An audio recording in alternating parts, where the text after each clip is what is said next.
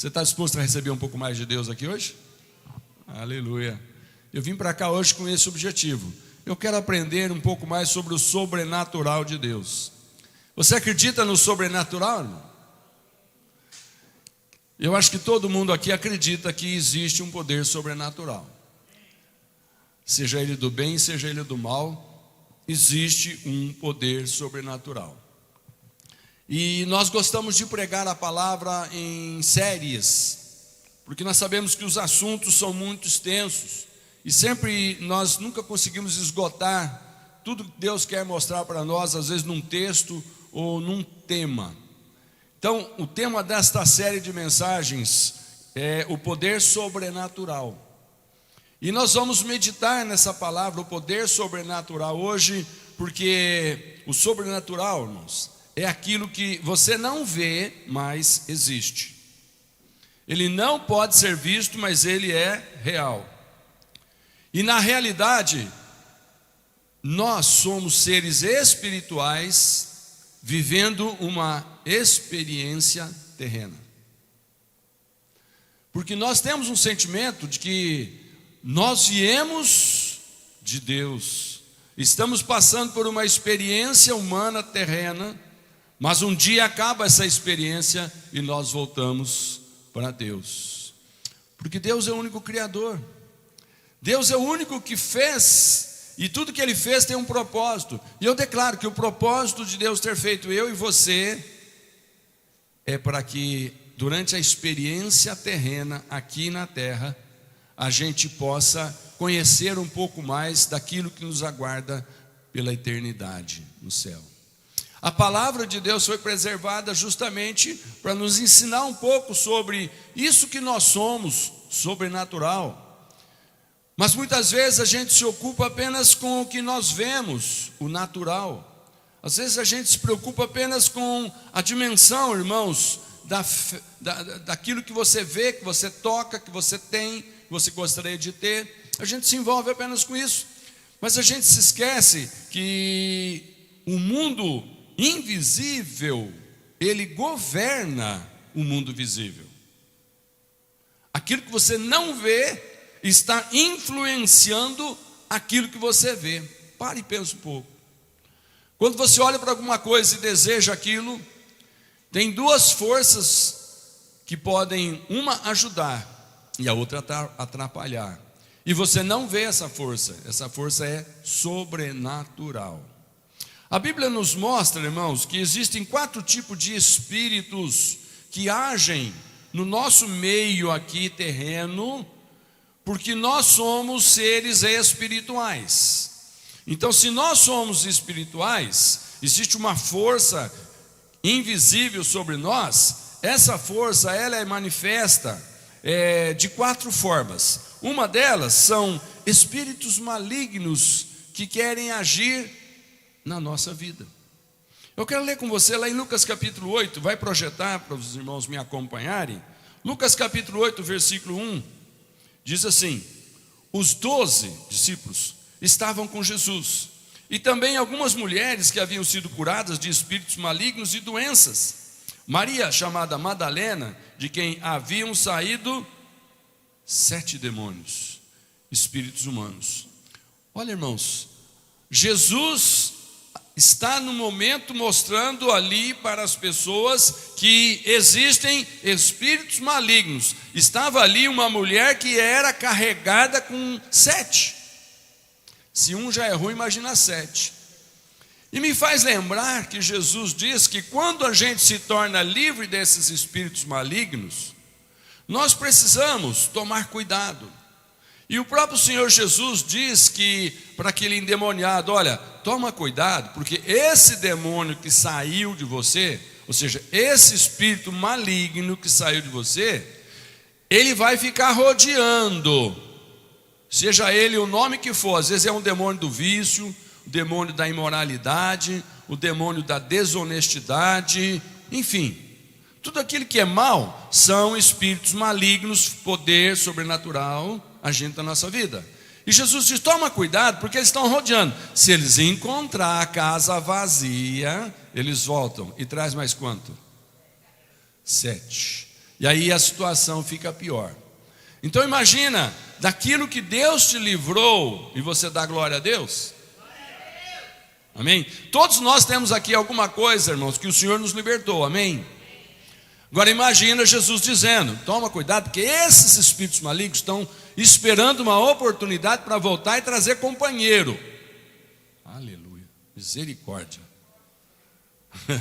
Quando ele era sozinho já fazia um estrago, agora se ele voltar e trazer mais 7, por isso que nós precisamos vigiar, estar sempre com o Senhor. Mas também existe anjos. O Salmo 103, verso 20, diz que existem anjos que agem aqui. Bendigam o Senhor, vocês, seus anjos poderosos que obedecem à sua palavra. Irmãos, anjos são seres também espirituais, mas são seres celestiais. Homem foi feito para viver na terra, anjo foi feito para viver no céu. Ocasionalmente nós podemos ter algumas experiências de, embora sermos humanos, alguma coisa, uma experiência divina. Quem é que já teve uma experiência de passar alguns momentos sentindo muita presença gostosa de Deus? Alguém aqui? Irmãos, é tão gostoso, não dá vontade de parar.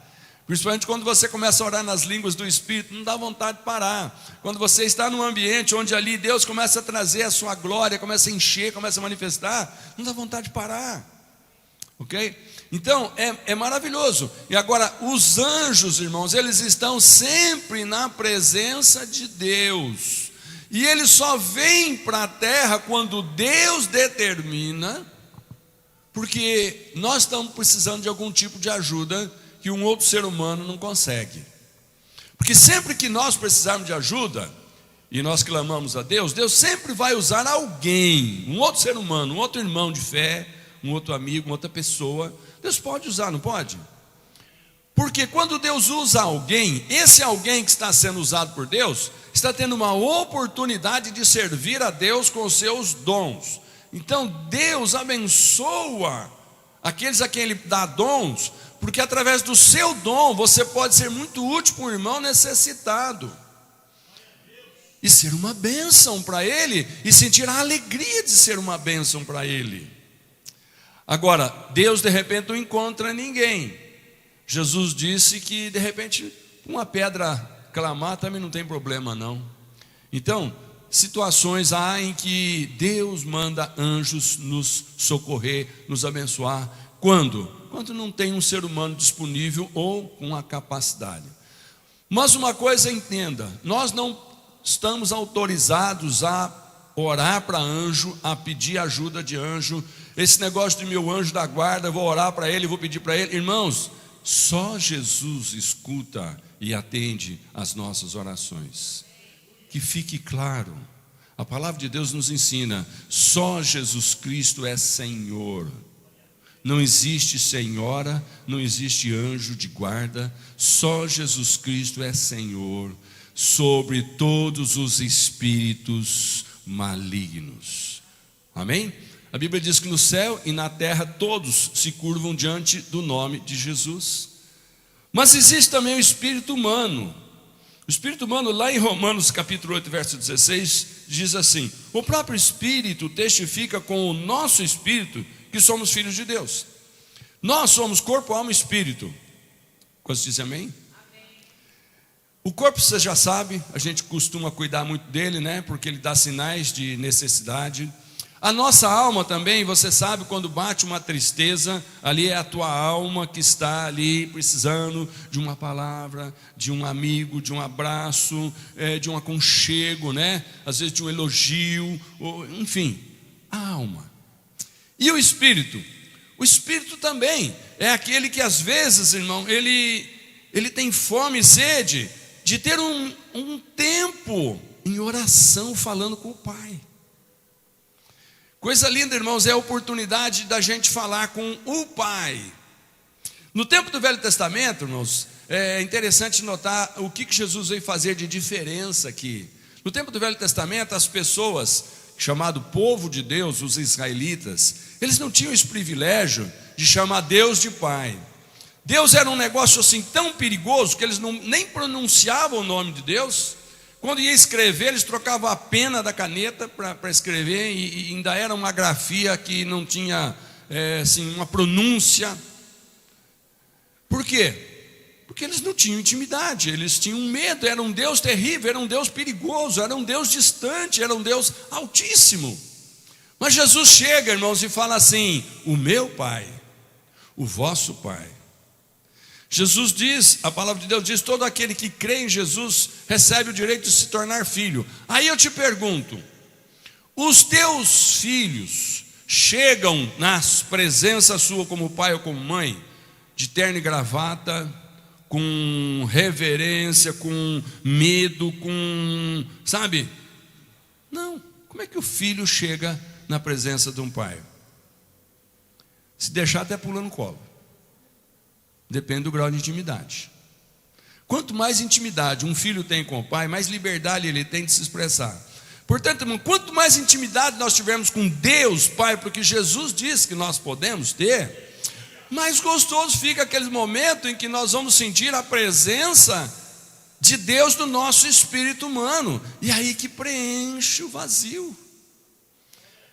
Enquanto as pessoas não têm um encontro verdadeiro com Jesus, enquanto você conhece só o Jesus histórico, você conhece só o Deus da história do Velho Testamento, irmãos, parece que fica um negócio mecânico, vazio. Mas quando você tem uma liberdade, uma intimidade, não sei se os irmãos estão conseguindo entender, aquela coisa gostosa de você não se preocupar com palavras, não se preocupar com postura, não se preocupa que lugar que você está, você sentiu necessidade, e ali você abre o coração e sente a presença gostosa do Senhor.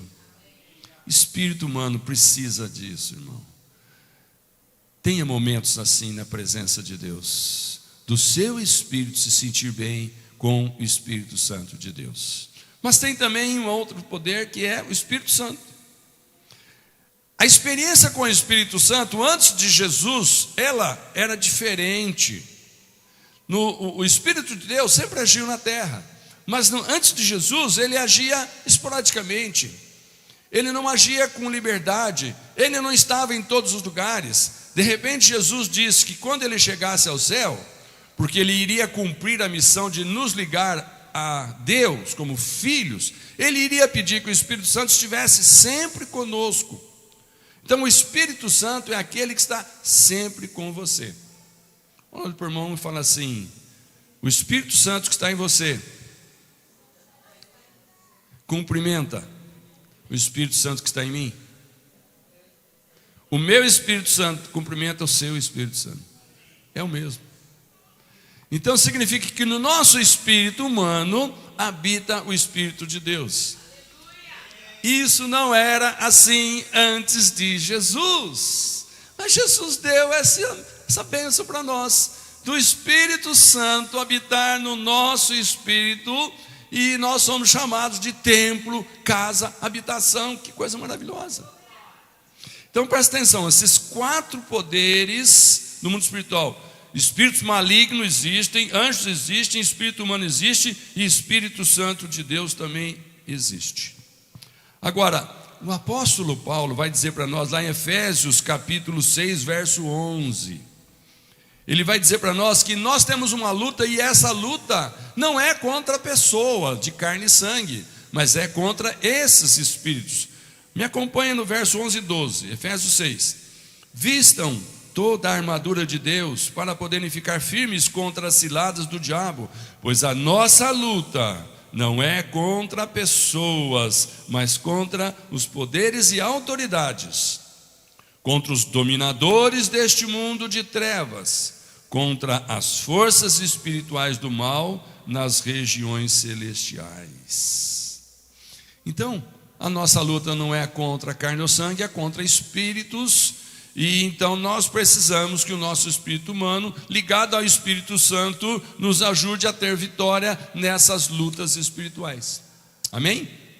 Agora, as nossas decisões determinam, presta atenção, as nossas decisões determinam em que dimensão sobrenatural nós vamos estar envolvidos.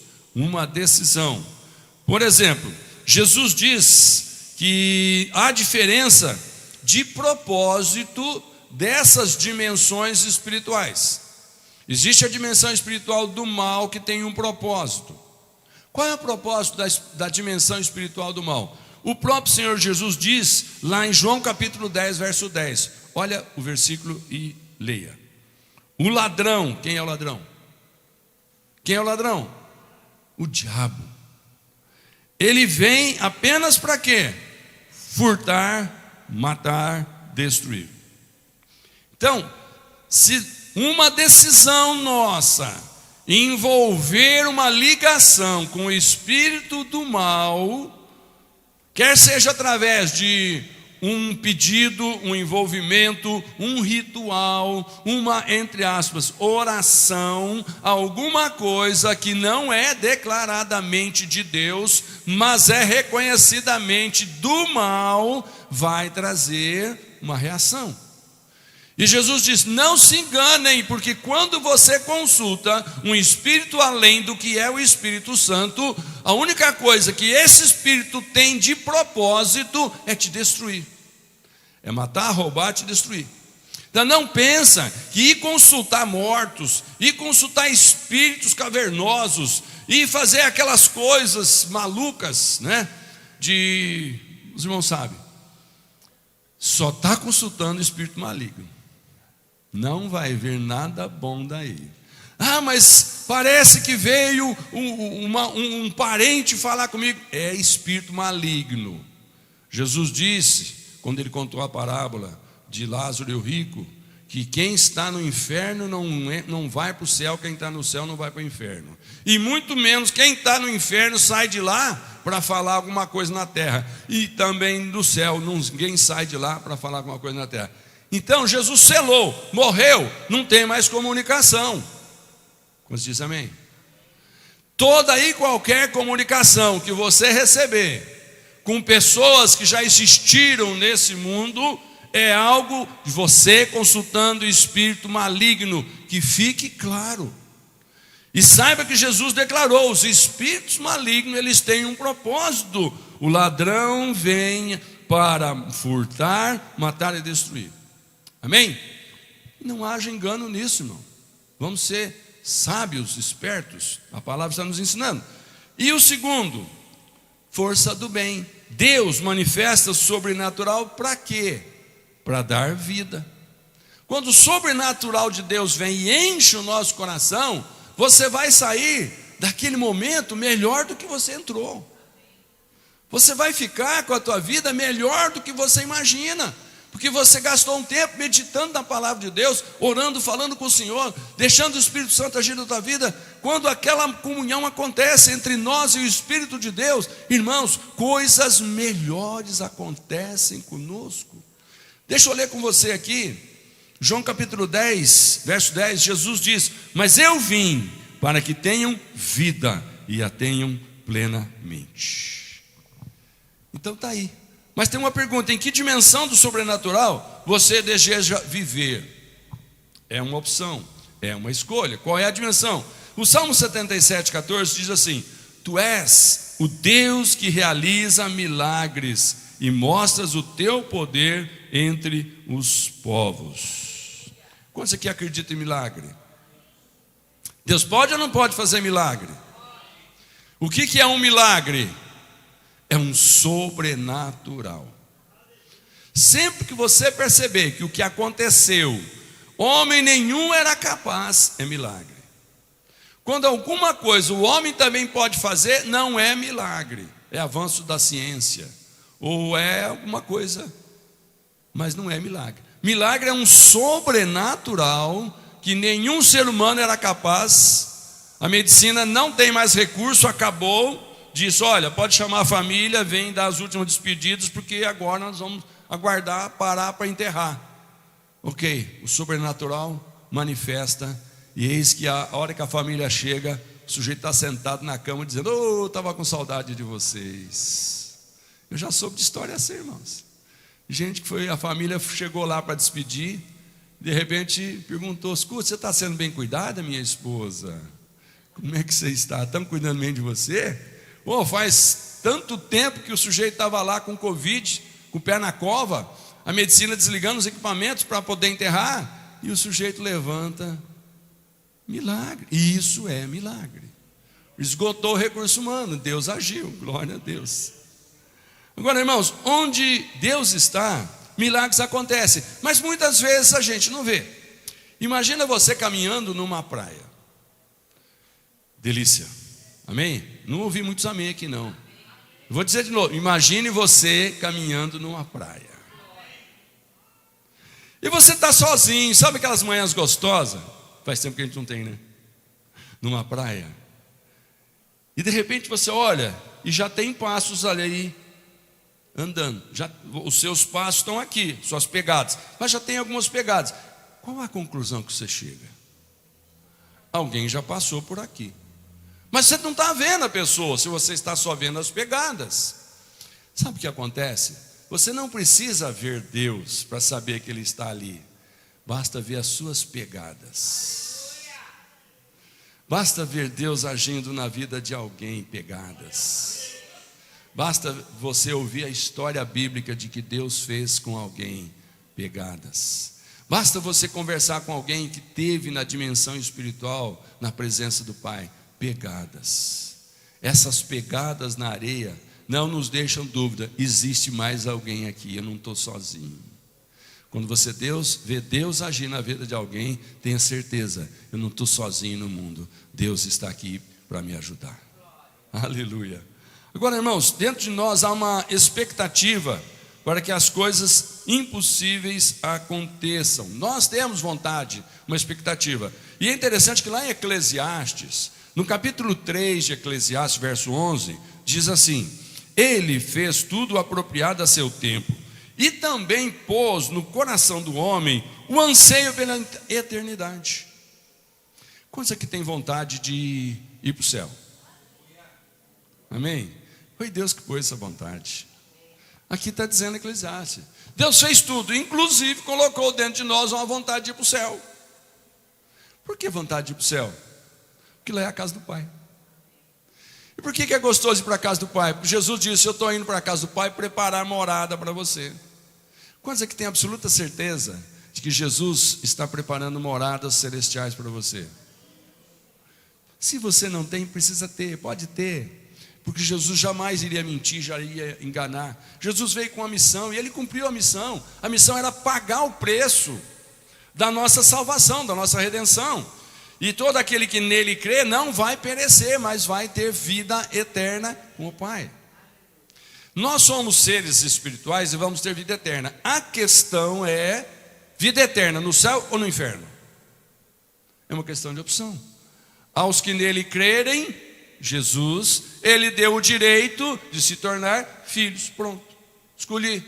Eu criei em Jesus, então me tornei filho. Se eu me tornei filho, tem um pai. Esse pai está me esperando e Jesus está lá com o meu pai, preparando um lugar para mim ir. Então isso é um desejo que o próprio Deus colocou em nós. Isso daí só pode vir do céu, né, irmãos? Não tem outra coisa. Então, a primeira mensagem que nós vamos ver hoje, porque nós vamos pregar 5 delas, sabe? A primeira hoje nós vamos falar sobre o poder sobrenatural da fé. Depois nós vamos falar sobre o poder sobrenatural da oração e do jejum, da cura. A outra da generosidade e a outra poder sobrenatural do louvor. Glória a Deus. Mas hoje vamos falar então sobre o poder sobrenatural da fé. O que acontece quando nós temos fé? Alguma coisa sobrenatural acontece. Vamos ver qual é o poder. Lá em Hebreus capítulo 11, verso 1, diz assim que a fé é a certeza de que nós vamos receber as coisas que esperamos, e a prova de que existem coisas que nós não podemos ver. Uau, presta bem atenção, está lendo esse versículo? A fé é o quê? Certeza. Duvidou? Não tem fé. Fé é certeza do quê? Eu vou receber aquilo que eu estou esperando. O que você está esperando? O que você está esperando? Irmãos, nunca fique esperando negativo. Quem espera negativo tem medo de Satanás, porque ele é vingativo. Mas aquele que está na mão do Pai, força maior não existe para tirá-lo da sua mão. Então, amados, existem coisas que nós não podemos ver, é verdade, mas eu tenho fé de que dentro disso que eu não posso ver, está o meu Deus, o meu Pai, me protegendo, me guardando. Tenha certeza disso. Nunca pense, irmão, que você que tem Jesus está sozinho decidindo uma coisa, está sozinho na enfermidade, está sozinho na dificuldade financeira. Nunca pense.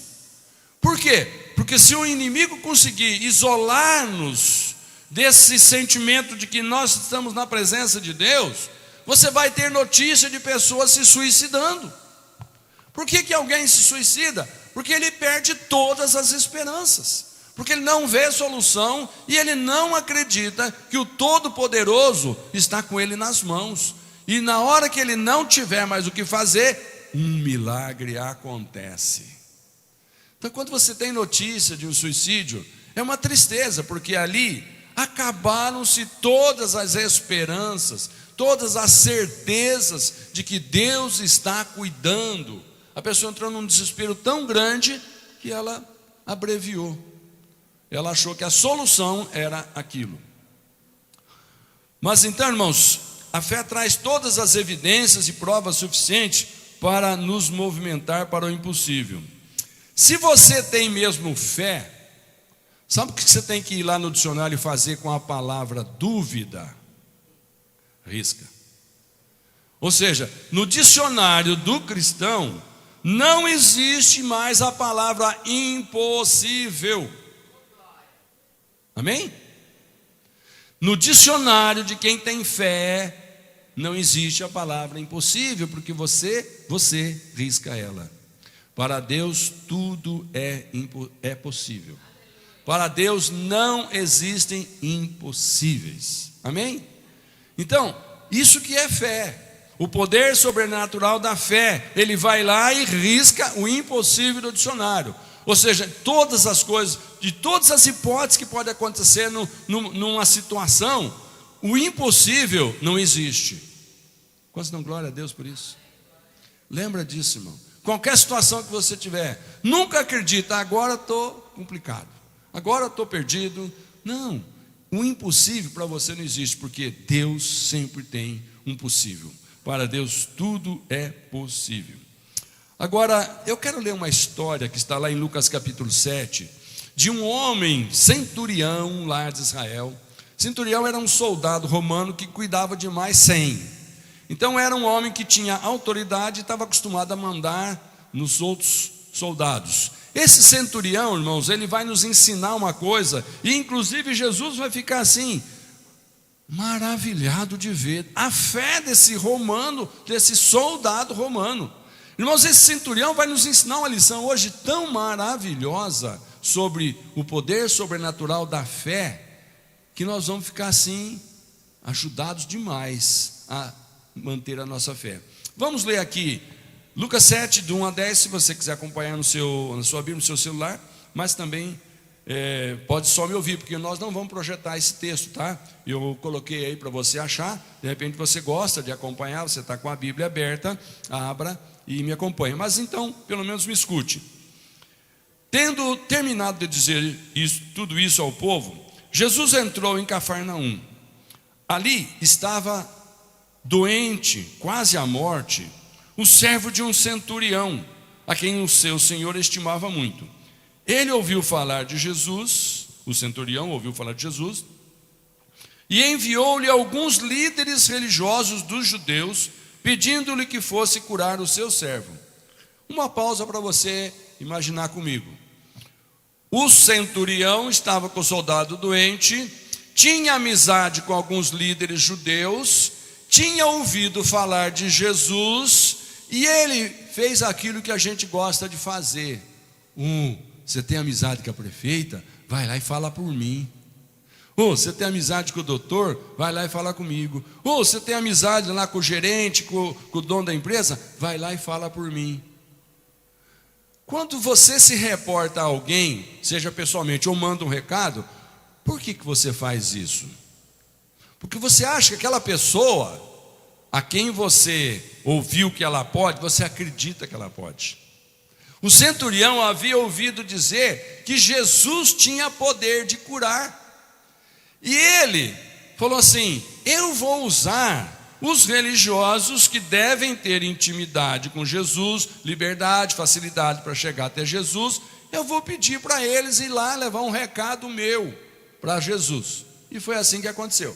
Continuando a leitura, chegando-se a Jesus, esses amigos do centurião suplicaram-lhe com insistência, dizendo: este homem, o centurião, merece que lhe faças isso, porque ele ama a nossa nação e construiu a nossa sinagoga.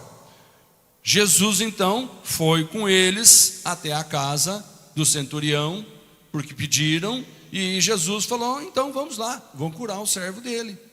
Jesus foi com eles. Já estava perto da casa quando o centurião mandou amigos dizerem a Jesus. Os amigos disseram, outros amigos. Jesus imaginou a cena. Uma leva de amigos foram e pediram. Ok, convenceram. Jesus falou: então vamos. Quando Jesus está chegando perto, outro grupo de amigos chega e fala: olha, nós estamos trazendo um recado do centurião, do nosso Senhor, né? Do nosso líder, do nosso chefe. Qual o recado é? Diz assim: Jesus foi com eles, já estava perto da casa, quando o centurião mandou um amigo dizendo a Jesus o seguinte: Senhor, não te incomodes, pois eu não mereço receber-te debaixo do meu teto. Por isso, nem me considerei digno de ir ao teu encontro. Por que ele não foi? Jesus é santo demais, e eu sou um soldado, líder de soldados. Aqui o negócio é barra pesada, eu não vou me atrever. Jesus está chegando perto da casa dele e fala: não, eu nem vou receber esse santo da minha casa. Esse homem é santo demais, a minha casa não merece. Ele está vindo? Está vindo, ele está chegando. Não, mas nem precisa chegar. Por que ele faz isso? Fé, irmãos. Olha a fé desse centurião. Jesus está chegando na sua casa. Ele diz: não precisa, se o Senhor fizer isso que eu estou dizendo. Dize uma palavra e o meu servo será curado. Pois eu também sou homem sujeito à autoridade e com soldados sob o meu comando. Eu digo a um: vá, e ele vai. Eu digo ao outro: venha, e ele vem. Eu digo ao meu servo: faça, e ele faz. Ao ouvir isso, Jesus admirou-se dele e, voltando-se para a multidão que o seguia, disse: eu lhes digo que nem em Israel encontrei tamanha fé. Então os homens que haviam sido enviados voltaram para casa e encontraram o servo restabelecido. Poder sobrenatural da fé. Não precisa um pastor famoso, poderoso, passar óleo na sua cabeça, jogar água na sua cabeça, orar sobre a sua cabeça. Não precisa. Só precisa você ter fé que Jesus te escuta, te atende, resolve, Ele quer, Ele vai fazer. Amém? Glória a Deus. Vamos analisar algumas coisinhas aqui. Lucas capítulo 7. A primeira coisa, irmãos, eu vou dar 3 passos aqui que nós precisamos para ter fé. A primeira delas é reconhecer Jesus como Cristo, o Filho de Deus verdadeiro. Primeira coisa, reconhece Jesus Cristo. Lucas 7,6 diz que: Senhor, não te incomodes, é o centurião falando, pois eu não mereço receber-te debaixo do meu teto, pois isso nem me considerei digno de ir ao teu encontro. Observa o tratamento do centurião para com Jesus. Senhor. Quando você se dirige a Deus, a Jesus como Senhor, o que significa? Respeito, consideração, reconhecimento de autoridade. Quantos aqui tem o hábito de chamar o pai, a mãe, o avô, a avó, ou uma pessoa mais velha de Senhor? Tem esse bom hábito, irmãos? Né? Tem alguns não tem mais. Nós estamos vivendo uma geração que está se perdendo o respeito. Está se perdendo o respeito. Eu fui ensinado numa geração que uma pessoa com mais idade do que eu chamo de senhor. Se é uma autoridade, eu chamo de senhor, senhora, ou às vezes tem um título, né? Especial. Reconheça. Quando você diz o título, quando você diz senhor, você está numa posição de submissão, reconhecimento de que ali tem alguém que merece respeito, consideração. Esse centurião, ele diz, Senhor. O que ele queria dizer com isso? Eu reconheço que esse é o Filho de Deus. Eu reconheço que sobre ele tem autoridade. Eu reconheço. Irmãos, eu fico muito triste quando tem uma geração que chama Jesus de você. Eu sempre digo, irmão, você é um tratamento, é um pronome que você pode usar para qualquer pessoa. Mas para Deus, irmãos, eu escolhi chamar de Senhor. Quando você louva chamando de Senhor, quando você ora falando Senhor, ali tem um reconhecimento para as forças malignas do mal dizer, chamou de Senhor, está submisso. Chamou de Senhor, reconhece. Então, irmão, forme o bom hábito. Vai falar com Jesus, é Senhor. Vai louvar Jesus, louve o Senhor Jesus. Porque só nós, irmãos, filhos de Deus, é que temos o privilégio de falar que Jesus é Senhor, porque na nossa salvação nós o recebemos como Senhor e Mestre. Sabe, as pessoas acham, não, eu fui salvo por quem? Por Jesus, sim. E o que ele é agora seu? É meu amigo, amém. É meu irmão, amém. Mas que mais? Por que não fala Senhor? Porque quando a gente fala Jesus é Senhor, tem uma postura de submissão, tem uma postura de sim, Senhor. É muito lindo quando você vê alguém submisso, que seja um pai, seja uma autoridade, seja qualquer, que dá uma instrução, a pessoa fala sim, Senhor. O que significa? Concordo, vou fazer, conta comigo. Irmãos, tratamento para Jesus, recomendo a você, não imponho, respeito você, tá? Faça o que você quiser, mas eu escolhi para mim nunca chamar Jesus de você, porque Ele é meu Senhor. Eu não perco essa oportunidade por nada, de sempre que falar de Jesus, eu falo do meu Senhor, porque Ele tem poder, Ele tem autoridade, Ele é sobrenatural. Amém, queridos? Fica aqui esse adendo para você. O centurião chega e fala, Senhor, não te incomodes, aleluia, né? Eu não me considero digno da tua presença. Agora, lá em João, capítulo 1, verso 10, como é que você vê Jesus? Aqui diz, aquele que é a palavra estava no mundo e o mundo foi feito por intermédio dele, mas o mundo não o reconheceu.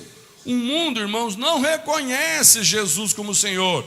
O mundo fala de Jesus como alguém maravilhoso, como alguém que, bom administrador, alguém bom conselheiro, alguém, enfim. Mas o mundo não reconhece Jesus como Senhor, só os filhos de Deus reconhecem. Aí lá em Mateus capítulo 16, verso 15, diz que Jesus faz uma pergunta. E vocês, perguntou ele, quem vocês dizem que eu sou? Simão respondeu, tu és o Cristo, filho do Deus vivo. Jesus respondeu, feliz é você, Simão, filho de Jonas, porque isso não te foi revelado por carne ou sangue, mas por meu Pai que está nos céus. Aleluia. Então, irmãos, que coisa maravilhosa quando Jesus pergunta para os próprios discípulos, quem eu sou?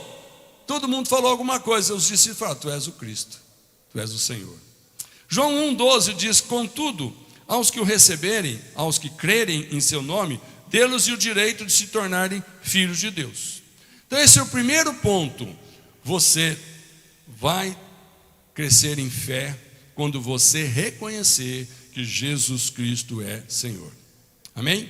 Segundo ponto, o poder sobrenatural da fé é aplicar fé na palavra de Deus. Lá em Lucas capítulo 7, verso 7 diz assim, o centurião falou, mas dize uma palavra e o meu servo será curado. Olha, dize uma palavra. Você acredita no poder da palavra? O que é o poder da palavra? O poder da palavra, irmãos, é aquilo que está escrito aqui. E quando Deus escreveu e protegeu por tantos séculos, Isso aqui já foi tão perseguido, mas nunca foi destruído e nunca será destruído. Aquilo que Deus escreveu, aquilo que está registrado, tem poder, porque Deus tem compromisso de fazer cumprir. Quando você ora na palavra, quando você reivindica alguma coisa para Deus na palavra, vai cumprir, porque Deus não é mentiroso. Amém? 1 Tessalonicenses 2,13 diz: também agradecemos a Deus sem cessar, pois ao receberem de nossa parte a palavra de Deus, vocês a aceitaram, não como palavra de homens, mas segundo verdadeiramente é, como palavra de Deus, que atua com eficácia em vocês, os que creem. Isso é Paulo falando aos Tessalonicenses. Vocês receberam a palavra e creram nela, e ela atua em vocês. Lá em Mateus 4,4, quando Jesus estava sendo tentado pelo diabo, olha que resposta que ele dá quando Satanás sugere para ele transformar a pedra em pão. Ou seja, pega um recurso material e usa, e fique só no material. Transformar a pedra em pão, irmãos, é matar a fome com pão. Mas Jesus fala assim, está escrito em Mateus 4,4: nem só de pão viverá o homem, mas de toda palavra que procede da boca de Deus. Não só de coisas materiais sendo transformadas para resolver o nosso problema, mas daquela palavra que Deus diz que é para nós. Eu posso não entender, posso ainda não ter percebido quando ela vai se cumprir, mas se Deus diz que todas as coisas contribuem para o meu bem, tenha certeza, isso que está te acontecendo não será para o seu mal. Quantos dizem amém? Pastor, mas eu estou doente. Não será para o teu mal. Tem alguma coisa boa por trás. O que significa aplicar fé na palavra de Deus? Primeiro, é receber discernimento e direcionamento. Olha o Salmo 119, 105. A tua palavra é lâmpada que ilumina os meus passos e luz que clareia o meu caminho. Segunda coisa, é basear a sua confiança na verdade. Olha João 17, 17. Santifica-os na verdade, a tua palavra é a verdade. Terceiro, é renovar a sua fé. Romanos 10, 17. Consequentemente, a fé vem por ouvir a mensagem, e a mensagem é ouvida mediante a palavra de Cristo. Então, o que é aplicar a fé na palavra de Deus? É renovar a sua fé. Cada vez que você lê a Bíblia, renova a sua fé. Outra D, receber armas para vencer guerras espirituais. Paulo fala em Efésios 6 que usem um capacete da salvação e a espada do Espírito, que é a palavra de Deus. Então, capacete da salvação, o que significa? Capacete protege a cabeça. Aonde que o inimigo ataca? Primeiro de tudo, quando ele quer nos destruir? No nosso pensamento. Qual é o pensamento mais destruidor na cabeça de um cristão? Deus não funciona. Deus esqueceu de você. Deus não vai fazer porque você está em dívida com Ele. Com esse tipo de comportamento não adianta pedir, porque Deus não vai fazer. Qual é a dúvida aí? Eu não mereço. Quando o diabo coloca na nossa mente, você não merece, por que você vai pedir? Deus só dá para quem merece. Não, a graça é para quem não merece. A graça diz que quando Deus olha, Ele olha a necessidade e não o mérito. Ele pode ver um filho afastado no chiqueiro de porcos comendo lavagem. Quando ele percebe que esse filho tem uma necessidade, reconheceu, está voltando para casa, o Senhor, aquele pai, não questiona o porquê. Ele manda tirar a roupa suja, ele manda fazer uma festa, ele coloca um cartão de crédito na mão.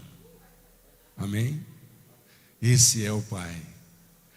Mas aqui na cabeça, a dúvida, Satanás ataca, você não merece, você não é filho, você perdeu a salvação. Então, esse é o capacete da salvação. Nunca acredite nessa mentira. E o segundo, a espada do Espírito é a palavra de Deus. Quando você está numa situação de dúvida assim, vai ler a Bíblia. Vai ler, abra a Bíblia e vai ler, irmão. Vai sumir essas dúvidas na hora. Vamos dizer amém? Terceiro e último ponto para a gente encerrar. O poder sobrenatural da fé diz que é estar sujeito à autoridade de Jesus. Estar sujeito à autoridade de Jesus. Quer experimentar o poder sobrenatural da fé? Esteja sujeito à autoridade de Jesus. Se você está sujeito à autoridade de Jesus, milagres vão acontecer. Quantos dizem amém? Olha o centurião dizendo em Lucas 7, verso 8: pois eu também sou homem, sujeito à autoridade, com soldados sobre o meu comando. Eu digo a um, vá, e ele vai, e ao outro, venha, e ele vem. Digo ao meu servo, faça isso, e ele faz. Irmãos, quando você reconhece a autoridade de Jesus, milagres acontecem.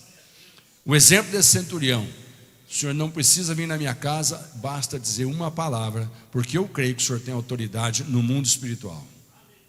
O mundo espiritual existe os malignos, que demônio é autoridade, mas existe os filhos de Deus, que o Senhor é autoridade. Aquele centurião está dizendo: o Senhor tem ligação dos céus, os céus faz milagre, se o senhor falar, vai acontecer. Então respeite essa autoridade de Jesus, esteja sujeito a ela, reconheça. Aí nós temos lá Pedro, né?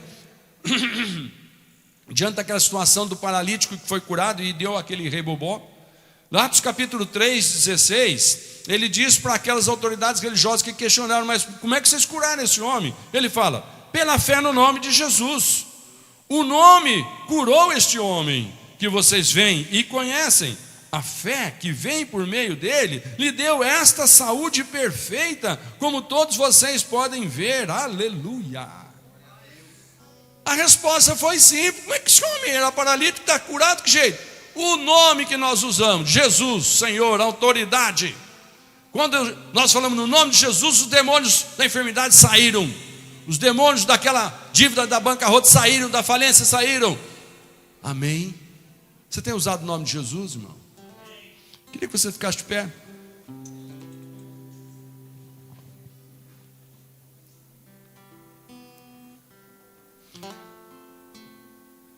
Lá em Marcos 5,31.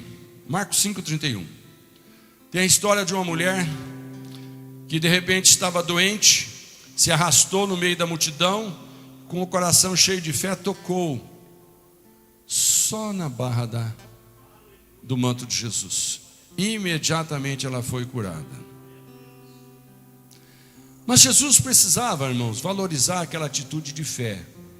Então Jesus fez uma pergunta: quem foi que me tocou? Os discípulos, irmãos, responderam em Marcos 5,31: vês a multidão aglomerada ao teu redor e ainda perguntas: quem tocou em mim?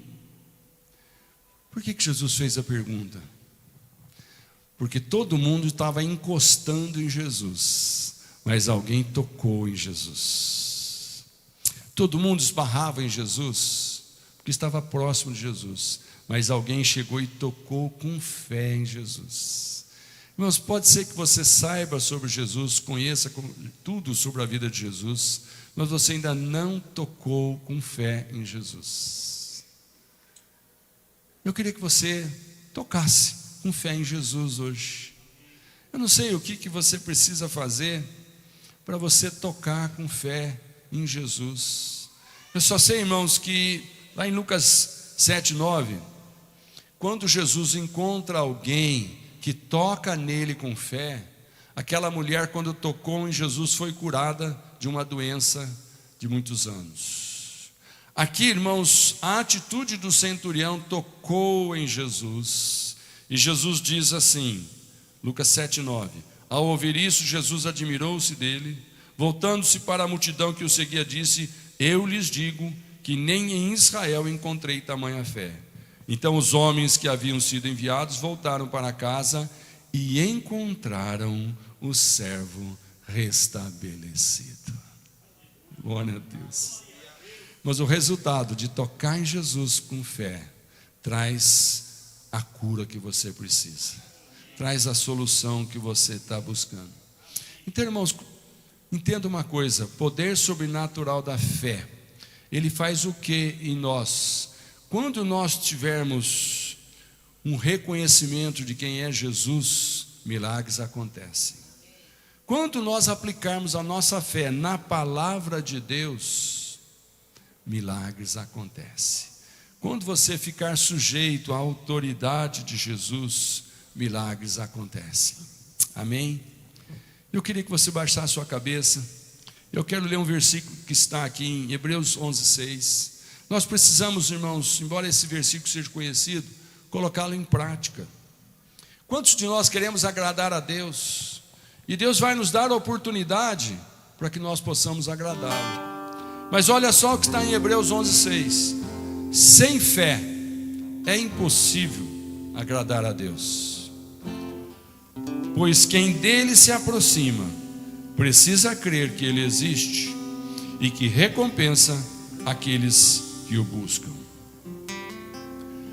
Quem se aproxima de Jesus precisa crer que ele existe e que recompensa os que o buscam. Você pode estar buscando a Jesus hoje. Eu não sei de todos que estão aqui ou todos que estão nos assistindo ou vão nos assistir, mas é muito fácil você tocar em Jesus, como fez esse centurião romano que viu o milagre.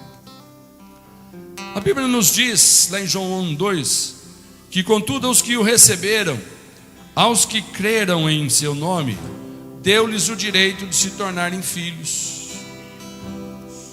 Eu quero que você visite agora o seu pensamento, o seu emocional, o seu sentimento. Qual foi o dia em que você tocou em Jesus com uma fé, dizendo: eu encontrei quem eu procurava? O meu espírito humano agora vai estar satisfeito, porque eu vou poder chamar o Deus do céu de meu Pai na terra. Irmãos, a palavra de Deus diz que aos que nele crerem e o receberem, o crer é a primeira parte, o receber é a continuação. Eu quero que você analise qual foi o dia em que você, pela fé, recebeu Jesus como Senhor de sua vida. Irmãos, quando a gente recebe Jesus, não fica dúvida. Pode ser que alguém fale: pastor, nem me lembro mais. Vou te ajudar. Mas a partir do momento em que você recebeu Jesus, houve alguma transformação na sua vida? Se quando você recebeu Jesus, os seus medos acabaram, você não tem mais medo da morte, porque você sabe que existe um céu te esperando. Você não tem mais medo quando você está doente, porque você sabe que Jesus cura a enfermidade. Você não tem mais medo quando você enfrenta um problema de relacionamento, porque você sabe muito bem que a vontade de Deus é que você seja feliz no relacionamento. Ele vai restaurar todo o relacionamento rompido, seja ele entre marido e mulher, entre pais e filhos, entre amigos. Tudo aquilo que está rompido, Deus sabe que nós precisamos da ligação, mas nós precisamos receber Jesus, para que Ele como Senhor dê o comando, e nós como servos obedeçamos. Aquele que ouve Jesus falar, mas não obedece, questiona: talvez eu ainda não fiz uma oração me entregando a Jesus. Eu te convido a fazer hoje, agora, aqui, onde você estiver. E a oração é simples, irmãos, é só você dizer assim: Senhor Jesus, eu creio que Tu és o Filho de Deus. Senhor Jesus, eu Te recebo como meu Senhor. Eu peço que perdoe todos os meus pecados, porque eles me tornam indignos de chegar até o Senhor. Mas a primeira coisa que eu quero é ser perdoado, e agora eu quero ser um filho amado. Me perdoa, me restaura na posição de estar na casa do Pai, porque eu me entrego agora para viver uma nova vida, debaixo da Sua nova orientação para a minha vida. Eu me entrego a Jesus, em nome do Senhor. Amém? Quantos já fizeram essa oração na sua vida? Amém? Então você apenas se lembrou que um dia você fez isso. E talvez alguém aqui fez pela primeira vez, ou vai fazer ainda quando assistir a mensagem. Mas saiba que tudo aquilo que o seu coração crer, o poder sobrenatural de Deus vai te dar de presente. Porque não é o nosso mérito, mas é a graça maravilhosa do Senhor. Amém? Glória a Deus, glória a Jesus. Olha para o irmão e fala assim: glórias a Deus. Diga assim: Jesus Cristo é o meu Senhor. Diga: Deus no céu é o meu Pai. E eu creio, por fé, existe um poder sobrenatural quando eu creio em Jesus, na sua palavra e na sua autoridade. Amém. Glória a Deus.